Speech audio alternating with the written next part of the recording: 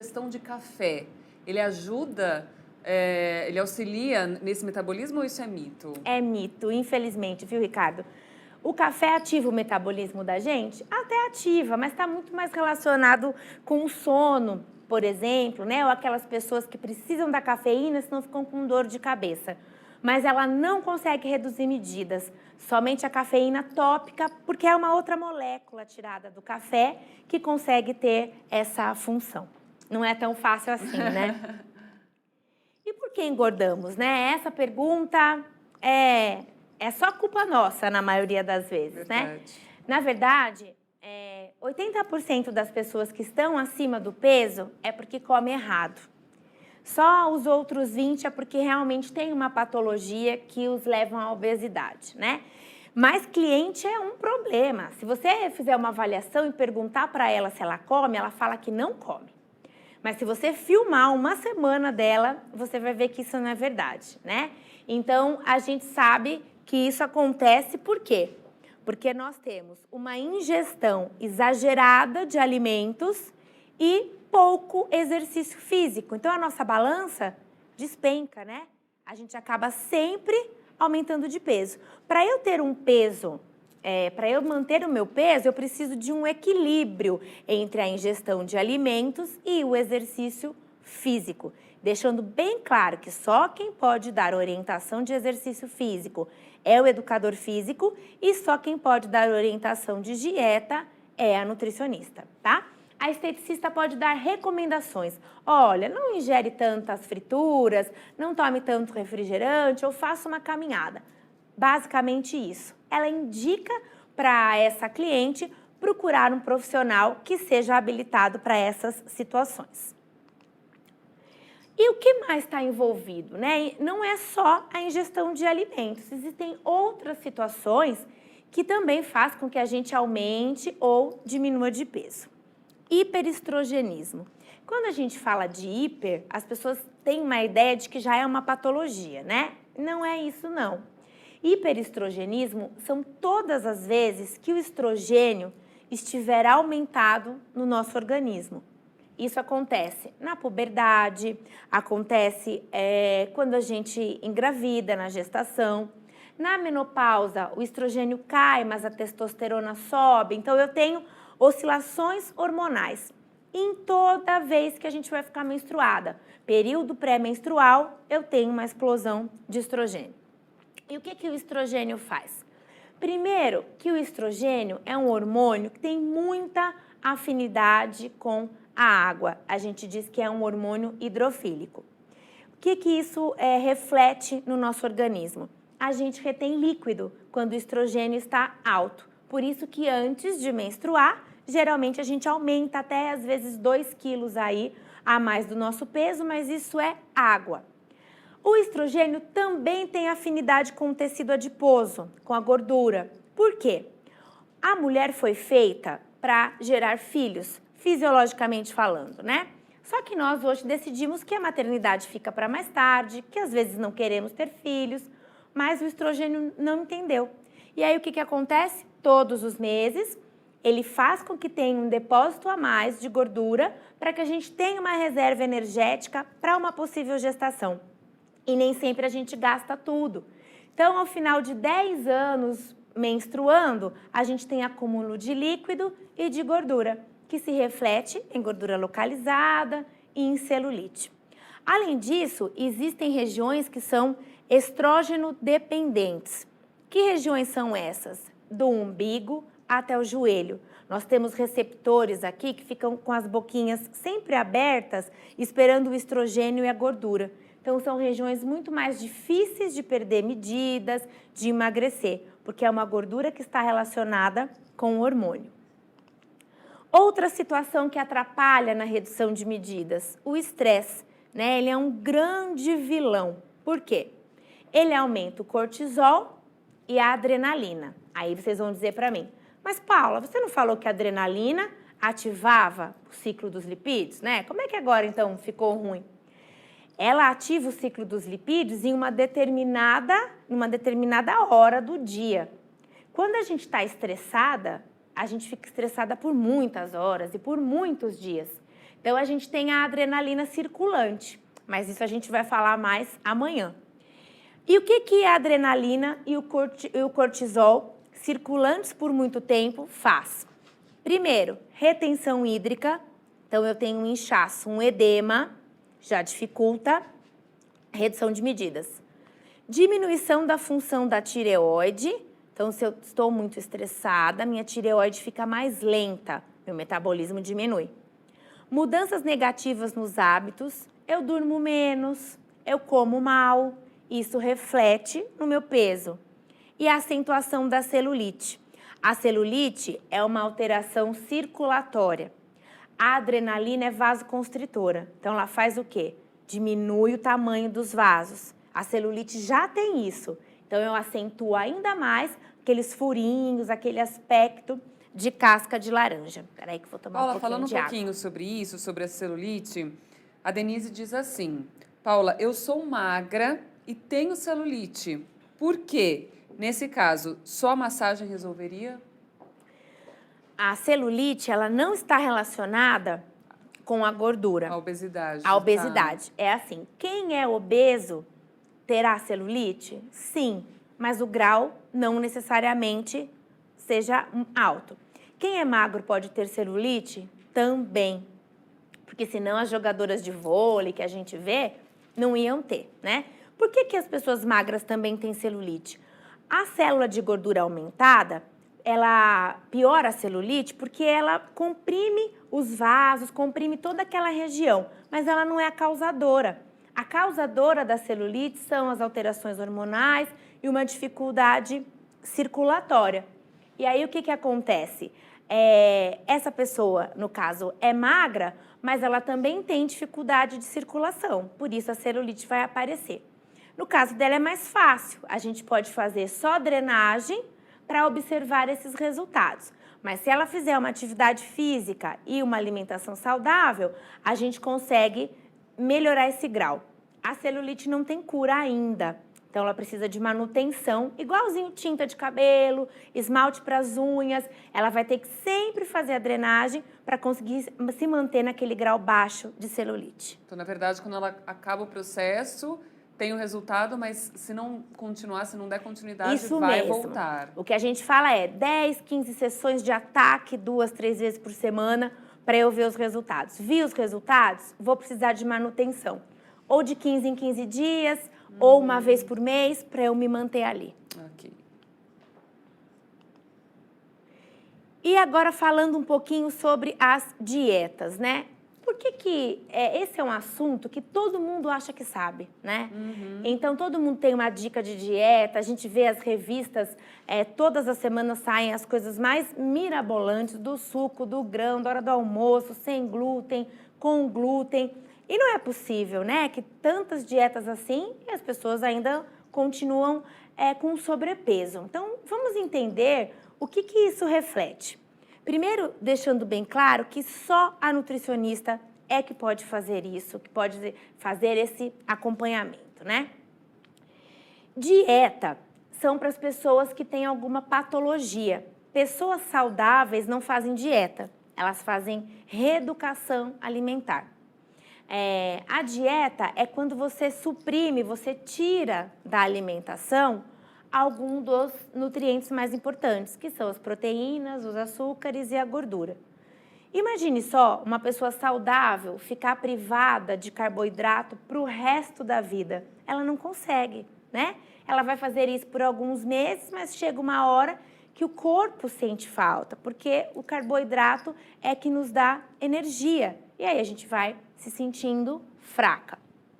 Então, o diabético, por exemplo, precisa de dieta, porque ele não pode comer açúcar. O celíaco precisa de dieta, porque não pode comer glúten.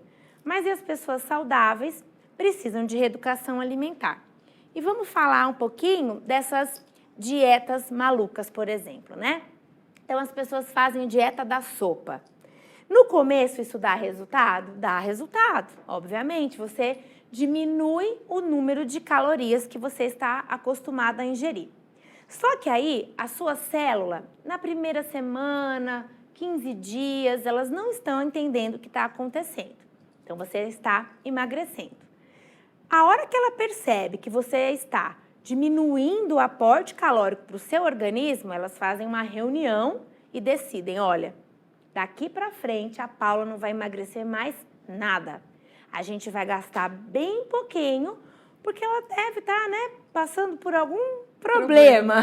E aí ela vai voltar a comer uma hora. Aí as células se reúnem e param de emagrecer. O que acontece? O metabolismo fica baixo. A gente continua tomando aquela sopa que é horrorosa e não consegue ver os resultados. Mas suponhamos que pelo menos uns 5 quilos aí você perdeu. Você ficou feliz e foi comemorar, né? Num rodízio de pizza.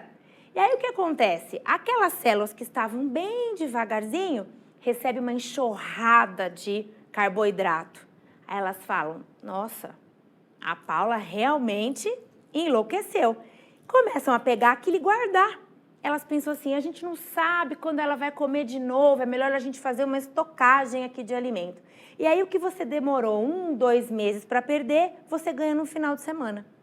Então dieta maluca não funciona. Funciona assim, né? Você quer ir num casamento, colocar um vestido mais justinho, você faz uns 3, 4 dias. Mas saiba que mais do que isso não vai funcionar. Por isso que, às vezes, as pessoas elas engordam até mais, né? Isso mesmo. Do que elas emagrecem depois de uma dieta maluca. De tempo, porque as células não estão no mesmo ritmo que a nossa boca, né? E aí a gente volta a comer normalmente e elas precisam de um tempo para adaptação. Isso acontece com todas as outras dietas malucas. Uma das mais famosas hoje é de comer só proteína, né? A proteína demais sobrecarrega os rins. Ela gera corpos cetônicos que intoxicam, então o xixi fica diferente, o hálito fica diferente, a gente fica muito sem paciência, né? Enxergando todo mundo em formato de bombom, querendo morder as pessoas, né? Dá dor de cabeça e aí você não vai conseguir levar isso por muito mais tempo. Então eu falei aqui sobre corte dos grupos alimentares, grandes intervalos sem se alimentar. Esse é um outro erro, né? Quando a gente fica muito tempo sem comer, a gente fica com uma fome de leão. E aí, normalmente, quando a gente come mais que o necessário. Porque o tempo que leva para o alimento cair na corrente sanguínea, chegar na célula e mandar para o cérebro, olha, você comeu, não é o mesmo tempo do garfo, né? E aí a gente vai comendo e come mais do que o necessário para se sentir saciado. E aí a gente vai ganhar peso. Ficar muito sem comer também não ajuda a emagrecer. Para emagrecer, você tem que ter energia. A gente viu lá o ciclo dos lipídios, não viu? Aquela energia que é flex, ela é gerada pelos alimentos. Se eu ficar sem comer demais, eu também não vou ter energia nem para emagrecer.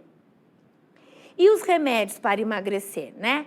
As fórmulas, os moderadores de apetite, hoje eles já nem estão mais sendo vendidos, né? Mas no mercado negro, o pessoal que está sempre acostumado a fazer dieta dá um jeito de encontrar.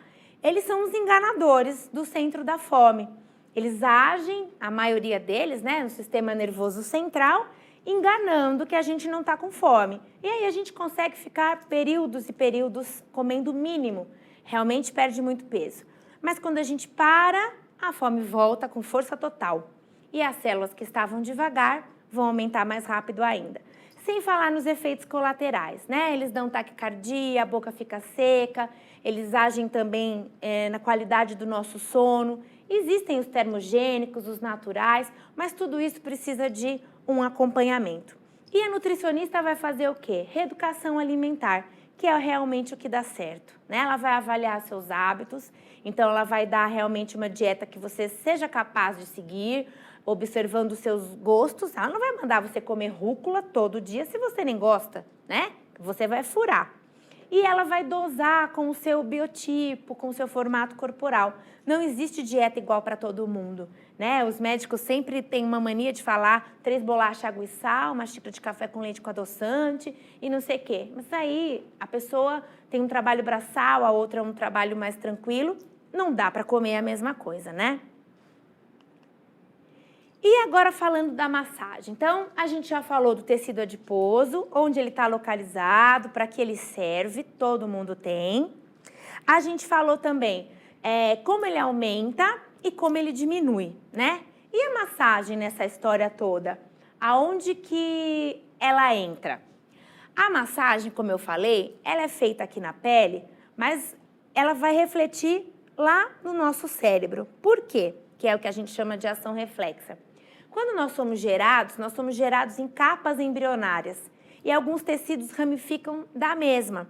No caso aí, pele e sistema nervoso vem da mesma ramificação. Então, quando está se formando o bebê, a pele e o sistema nervoso se formam no mesmo lugar. Então, eles têm uma ligação estreita para o resto da vida. Quando eu começo a fazer a massagem, eu mando esses estímulos para o meu cérebro e todos esses outros efeitos fisiológicos aqui começam a acontecer. Isso demora pelo menos aí uns 10 minutos, então por isso que a massagem não pode ser menos do que isso, nem que seja só localizada. E tem a ver também com o meu contato. Se eu perder o contato, eu vou desligando essa conexão. Feita a conexão, eu tenho um efeito vascular. Então, eu aumento o calibre dos vasos, tanto os venosos quanto os linfáticos, que são os que mais importam, porque eles é que carregam as toxinas do sangue e da linfa, e eu consigo uma filtragem melhor. Se os meus vasos funcionam melhor, as células trabalham melhor. Afinal de contas, elas são alimentadas por eles, as toxinas são retiradas por eles, então a minha célula respira mais fácil. A ativação do sistema circulatório, então a parte onde o sangue vai carregar nutrientes, vai também ser ativada, melhorando a nutrição celular. Quanto mais intoxicado, quanto mais exprimido o meu vaso tá, menos a minha célula come, e aí ela não consegue funcionar. Efeito muscular é quando a gente consegue um relaxamento. Então, a modeladora, ela tem manobras mais profundas que vão trabalhar a musculatura, não com o intuito de firmeza, não, mas com o intuito de relaxamento, porque eu estiro essas fibras musculares. Eu modelo também o adipócito e o efeito mecânico, que é o efeito sobre a pele. Efeito de modelagem, efeito de remoção de células mortas, o atrito da minha mão na pele vai deixando essa pele mais permeável, mais limpa. Eu empurro o princípio ativo para dentro do tecido, me garantindo melhores resultados. Falando sobre as massagens, Paulo, vou aproveitar e fazer uma perguntinha aqui da Janaína, que ela diz assim: quem tem doença de Crohn e fibromialgia pode fazer esse tipo de massagem? Essas são doenças do sistema imunológico. Se elas estiverem controladas e o médico dizer que sim, pode. No caso da síndrome de Crohn, eu não tenho conhecimento em relação a um cliente, mas fibromialgia é muito bom receber a massagem, porque fibromialgia a pessoa geralmente tem dores no corpo todo, mas a modeladora não é a mais indicada, e sim a relaxante ou a drenagem. Agora, suponhamos que uma pessoa tenha fibromialgia, está controlada e ela quer ter redução de medidas. Ela pode fazer a modeladora sem problema nenhum. A nossa massagem não chega a trabalhar o músculo em relação à fibromialgia ou uma articulação para que essa patologia seja agravada. E a massagem modeladora em si, né? Fisiologicamente falando, em uma única resposta, por que a massagem modeladora reduz medidas? Ela eleva a temperatura local, ativando o metabolismo, primeira coisa. Então, quanto mais atrito minha mão tiver, mais a temperatura aumenta. Quando eu aumento a temperatura, o metabolismo também aumenta. O que é o metabolismo? É a célula trabalhando. A célula é um corpo pequenininho. Ela come, ela respira, ela vai ao banheiro, isso é metabolismo. Se eu ativar, ela vai fazer tudo mais rápido. E os adipócitos aumentados são os recrutados. Então, que células aqui eu estou falando? Dos adipócitos, da célula de gordura. Eu vou sempre fazer modeladora aonde tem adipócito aumentado, eu vou aumentar a temperatura nessa região e ele é que vai ser ativado para gastar energia. A consequência, redução de medidas. Cuidados essenciais, a gente falou disso no começo da massagem, mas é muito importante frisar esses cuidados essenciais. Mãos hábeis, então eu preciso dominar a técnica. Então você que aprendeu a técnica hoje, treine bastante para que você tenha segurança na manobra, não tenha medo de tocar em outra pessoa. Velocidade, então a massagem precisa de rapidez. Quanto mais veloz a manobra, melhor o resultado. É técnica, não é força. Então, isso tem que deixar muito claro. Às vezes, a cliente pode sentir um leve desconforto, uma região muito celulítica, ela é um pouco dolorida. Leve desconforto é uma coisa, dor é outra. Dor ela não pode sentir. E a sua cliente nunca deve ficar roxa nem dolorida. Se isso acontecer, a técnica foi empregada de forma errada. E o histórico da cliente? Lembra que eu falei para vocês que o histórico é o primeiro contato. Então, a cliente chegou para ser atendida, você vai sentar com ela para fazer esse histórico, para fazer essas perguntas e conhecer as necessidades, traçar um projeto de atendimento que realmente seja específico, né, para aquela cliente e avaliar se ela pode ou não receber a massagem. Então, esses dados pessoais para que você possa conhecer sua cliente melhor. E a profissão aqui está relacionada com o resultado final, né? Foi o que eu falei, se ela é educador físico, se ela tem um trabalho onde tem um gasto energético maior, provavelmente os resultados serão melhores do que uma pessoa que tem uma profissão mais sedentária. A data da última menstruação, importantíssimo. Eu não posso fazer modelador em cliente gestante. Então, ela vai me garantir ali que ela não está grávida. E essa ficha eu vou fazer com 2 cópias, uma para mim, uma para ela, e ela vai assinar. E isso vai me dar segurança para eu trabalhar. E os contatos, né, para que você tenha uma proximidade com ela. E os episódios orgânicos? Então, aqui não é interessante você dar essa ficha para a cliente preencher, tá? É você que vai preencher conversando com ela, porque ela pode se esquecer de alguma informação importante. Essa ficha não pode ser uma coisa mecânica, né? Você pergunta, é hipertensa? Tem doença cardíaca? Tem neoplasia? Não. É um bate-papo, uma coisa gostosa. Porque, assim, massagem é vender o produto, né? Então, você está se vendendo. Você precisa criar uma intimidade que a cliente confie e fala, eu quero receber massagem dessa pessoa, né? Eu quero fechar um pacote com você. Então, doenças crônicas. Se ela é um doente renal, se ela tem epilepsia, não importa. O que importa aqui é saber se ela toma uma medicação diariamente. Qual é essa medicação? E aí a gente vai avaliar. No caso de uma epilepsia, por exemplo, pode receber massagem, mas eu tenho que perguntar para ela quando ela chegar, você tomou seu remédio? Para ela não ter uma crise com a gente. Hipertensão. Lembra que eu falei para vocês, né? Hipertensos podem ter alterações cardíacas, podem ter alterações renais. Então, eu preciso saber se está controlada e eu preciso que o médico dê um atestado e lembrar também se ela tomou um remédio. Doenças cardíacas, a mesma coisa. Neoplasia, que é um câncer, um tumor, que a gente falou lá nas contraindicações. O melhor são 5 anos após o acontecido. Mas se o médico liberar antes e mandar um atestado, a gente também pode fazer. Problemas na coluna.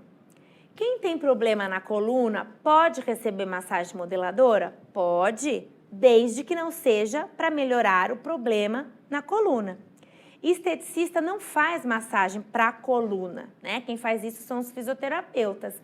Agora, a pessoa que tem problema de coluna pode receber modeladora, drenagem, relaxante, desde que ela esteja ciente que não é para essa finalidade. E aí a gente vai ter atenção no posicionamento, na hora de levantar na maca, pede para a cliente virar de lado, sentar, depois levantar, sempre ter apoio para preservar a coluna dela. Alterações gastrointestinais. Úlcera, gastrite, pode receber massagem sem problema nenhum. Tá com desconforto, uma virose, vai receber? De jeito nenhum. A gente trabalha abdômen, aumenta movimentos peristálticos, vai acelerar esse processo e a cliente não está bem naquele momento. Alterações neurológicas. Como eu tinha falado lá, epilepsia, convulsão, às vezes tem algum outro problema neurológico. Você sempre vai pedir o atestado do médico, porque ela já não é uma pessoa saudável. Aí você deve estar pensando, né? Ninguém pode receber massagem, então. Pode, porque na maioria dos casos a massagem vai ser inofensiva. Mas por que o médico precisa saber? Para que se acontecer alguma coisa, ele não venha dizer que foi a massagem. porque ele já estava sabendo que ela faria isso. E alterações musculoesqueléticas, artrose, artrite, fibromialgia, todas essas pessoas podem receber a massagem, sempre deixando claro que não é para essa função, e cuidado com as articulações. A gente não fica fazendo alongamento, não força a massagem na articulação, principalmente desse tipo de pessoas. Hábitos de vida. E aí a gente vai conhecer mais sobre o dia a dia dela. Uso de anticoncepcional. Não é para falar para ela parar de usar, né? Senão ela traz o bebê para você cuidar. Mas o anticoncepcional agrava sim a celulite, né? E toda mulher sabe disso, porque ele influencia no nosso sistema circulatório. Aumenta as chances de ter varizes, aumenta a fragilidade capilar, mas é um mal necessário. Mas você vai conseguir debater com ela. Olha, talvez o seu resultado não seja tão satisfatório em relação a um edema ou uma celulite, porque o anticoncepcional é um agravante. Então, isso é até para você se sentir seguro e não prometer resultados que, de repente, não serão alcançados, né? Eu sempre falo que o bom profissional, ele vai falar o resultado real porque a cliente vai voltar. Se você prometer coisas que não acontecem, você só vai atender uma vez. Falando em resultado, Paula, tem uma pergunta aqui da Nayara. Eu posso fazer massagem todos os dias durante um período? Olha, mal, não tem nenhum estudo que comprove que faça um mal. O que a gente fala são em dias alternados para que o organismo se acostume, né, com esse excesso, vamos dizer assim, de atividade que ele não está acostumado, para que ele tenha um tempo de adaptação. Então, o mais interessante é massagem em dias alternados e não todos os dias. Okay. Atividade física regular. Então, aquela cliente que tiver atividade física vai responder melhor, né? Os resultados serão mais acelerados. Lembrando que a gente não pode dizer, olha, acho que você tem cara que pula corda, então pode pular, né? Ou falar para outra, você vai correr 5 quilômetros a partir de amanhã. Só quem pode fazer isso é o educador físico, mas caminhada não vai fazer mal, você pode dar essa orientação. Qualidade do sono. Quando a gente dorme, quando a gente atinge um pico profundo, a gente libera um hormônio chamado GH. Quando nós somos criança, o GH, ele é o hormônio do crescimento, então ele vai fazer com que a gente cresça. Quando nós somos adultos, o GH é o hormônio que faz a renovação. Então ele renova as nossas células, ajuda no metabolismo, e quem tem um sono ruim, uma qualidade ruim, não libera GH. Então o metabolismo vai ficar mais diminuído e essa pessoa também vai envelhecer mais rápido, né? Então, tem várias pesquisas hoje que diz que o sono, uma noite mal dormida, pode engordar.